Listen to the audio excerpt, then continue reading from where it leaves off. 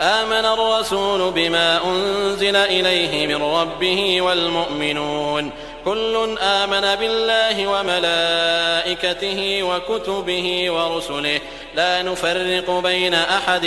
من رسله وقالوا سمعنا وأطعنا غفرانك ربنا وإليك المصير. لا يكلف الله نفسا إلا وسعها لها ما كسبت وعليها ما اكتسبت ربنا لا تؤاخذنا إن نسينا أو أخطأنا ربنا ولا تحمل علينا إصرا كما حملته على الذين من قبلنا ربنا ولا تحملنا ما لا طاقة لنا به واعف عنا واغفر لنا وارحمنا أنت مولانا فانصرنا على القوم الكافرين.